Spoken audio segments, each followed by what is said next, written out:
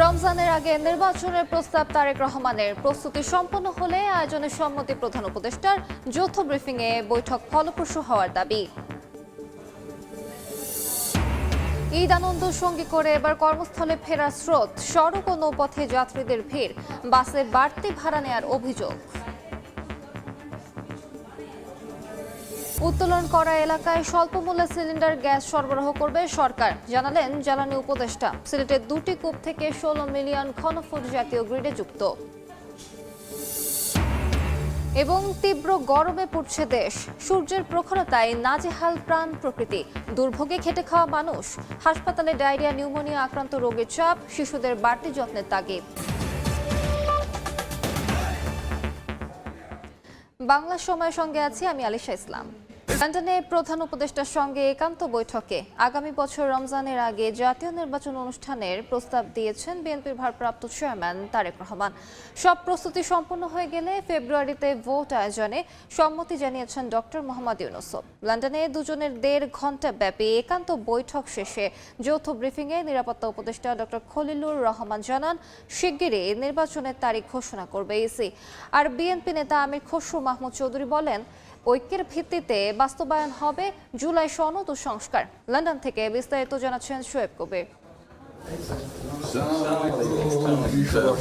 লন্ডনে বহুল প্রতীক্ষিত বৈঠকে প্রধান উপদেষ্টা ডক্টর মোহাম্মদ ইউনূস ও বিএনপির ভারপ্রাপ্ত চেয়ারম্যান তারেক রহমান প্রথমবার দেখাতে হাস্যোজ্জ্বল দুজন একে অপরকে শুভেচ্ছা জানান, খোঁজ খবর নেন উভয়ই। বৈঠকের শুরুতে বিএনপি চেয়ারপারসন বেগম খালেদা জিয়ার পক্ষ থেকে প্রধান উপদেষ্টাকে সালাম পৌঁছে দেন ছেলে তারেক রহমান। ডক্টর ইউনূসও তা গ্রহণ করে বেগম জিয়ার প্রতি সম্মান জানান।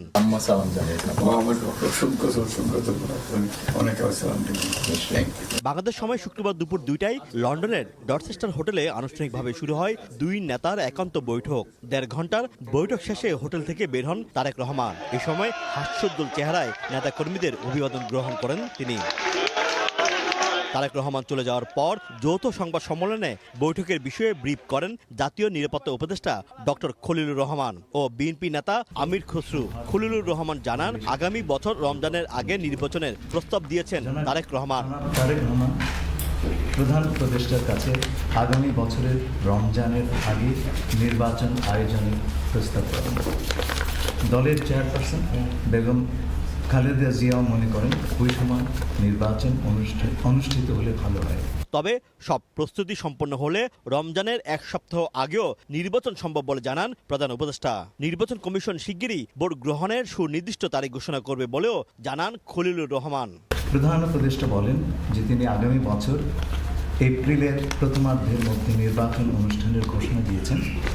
সকল প্রস্তুতি সম্পন্ন করা গেলে 2026 সালের রমজান শুরু হওয়ার আগের সপ্তাহেও নির্বাচন আয়োজন করা যেতে পারে। সেক্ষেত্রে সেই সময়ের মধ্যে সংস্কার ও বিচারের বিষয়ে পর্যাপ্ত অগ্রগতি অর্জন করার প্রয়োজন হবে। আমরা বলে দিয়েছি দুপক্ষে এবং নির্বাচন কমিশন আমরা আশা করব শীঘ্রই একটা তারিখ ঘোষণা। এই সময় বিএনপির স্থায়ী কমিটির সদস্য আমির খসরু মাহমুদ চৌধুরী জানান, ঐক্যমতের ভিত্তিতে বাস্তবায়ন হবে জুলাই সনদ ও সংস্কার। ঐক্যমতের পরিপ্রেক্ষিতে আমরা সংস্কার এবং জুলাই সনদ দুটাই করব। সকলের ঐক্যমতের পরিপ্রেক্ষিতে সেটা সিদ্ধান্ত নেওয়া হবে এবং এটা আমি নিশ্চিত এটা খুব কম সময়ের মধ্যে আমরা সেই সিদ্ধান্ত নিতে পারবো। শুধু নির্বাচনের আগে নয়, নির্বাচনের পরও বাংলাদেশ গড়ার যে প্রত্যয় নিয়ে আমরা সবাই ঐক্যমত হয়েছে সেটা আমরা সামনের দিকে এগিয়ে নিয়ে যাব। শুধু নির্বাচনেই নয়, দেশের রাজনৈতিক পরিস্থিতি, জাতীয় নিরাপত্তা সহ বিভিন্ন বিষয়ে বৈঠকে আলোচনা হয় বলে যৌথ ব্রিফিংয়ে জানানো হয়। নানা জল্পনা কল্পনার পর অবশেষে একই টেবিলে দুই প্রভাবশালী নেতা। কে বলছেন রাজনীতির জমাট বরফের প্রথম ভাঙন এটি। দুই পক্ষই এই বৈঠককে ঐতিহাসিক বলছেন। এই সংলাপ শুধু একটি বৈঠক নয়, এ যেন বাংলাদেশের সম্ভাব্য ভবিষ্যৎ রূপরেখাও বটে। শোয়েব কবির, সময় সংবাদ, লন্ডন। প্রধান উপদেষ্টা ডক্টর মোহাম্মদ ইউনূস ও বিএনপির ভারপ্রাপ্ত চেয়ারম্যান তারেক রহমানের বৈঠক ফলপ্রসূ হয়েছে বলে জানিয়েছেন বিএনপি মহাসচিব মির্জা ফখরুল ইসলাম আলমগীর। লন্ডনে ডক্টর মোহাম্মদ ইউনূস ও তারেক রহমানের বৈঠক পরবর্তী তাৎক্ষণিক প্রতিক্রিয়ায় গুলশনে এই কথা বলেন তিনি। মির্জা ফখরুল বলেন, বৈঠকটি টার্নিং পয়েন্টে পরিণত হয়েছে। এই বৈঠকটি একটি টার্নিং পয়েন্ট হতে পারে।